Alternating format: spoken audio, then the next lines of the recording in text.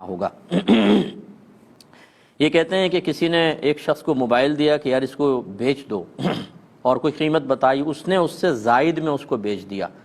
تو جو زائد پیسے ہے کیا وہ خود رکھ سکتا ہے کہ نہیں رکھ سکتا؟ دیکھیں مسئلہ یہ ہے کہ یہ جس کو ہم کام سپرد کرتے ہیں نا اسے وکیل کہتے ہیں، تو یہ وکیل بالبیع کہلائے گا، یعنی خرید و فروخت کرنے کے سلسلے میں ہم نے اس کو کام سپرد کر دیا تو یہ اس کی چیز نہیں ہے، یہ مالک کی چیز ہے، لہذا اگر وہ زیادہ میں بھی بیچ دیتا ہے وہ زیادہ بھی مالک کے ہی ہیں،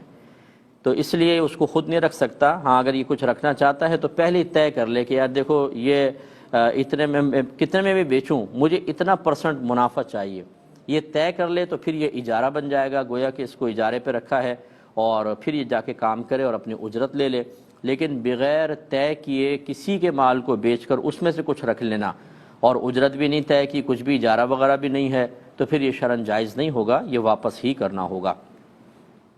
ایک یہ کہتی ہے کہ میرے شوہر سیلز مین ہیں، وہ کمپنی کا مال لے کر دکانوں تک پہنچاتے ہیں اور بعض اوقات دکاندار ان کو اضافی دے دیتا ہے پیسہ، تو کیا حکم شرع ہوگا؟ دیکھیں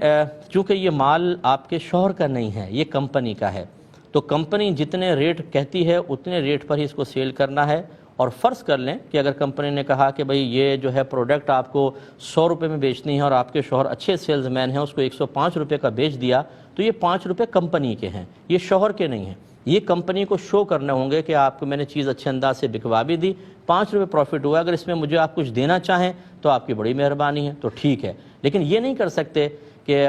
جا کر وہ پروڈکٹ دیں اور پھر مطلب اس کے اوپر اضافی لے لیں۔ اچھا یہاں 2 صورتیں ہو سکتی ہیں، یہ میں آپ کو مزید اور وضاحت کر دوں۔ ایک یہ کہ یہ کمپنی کے امپلائی ہیں، ان کو جا کر دینا ہے، آزاد نہیں ہے، یہ کمپنی کے امپلائی ہیں اور ان کو مطلب جا کے کمپنی کا ہی انٹروڈکشن پیش کرنا ہوتا ہے، تو پھر تو یہی حکم ہے جو میں نے آپ کو بتایا۔ ایک اور صورت بھی ہوتی ہے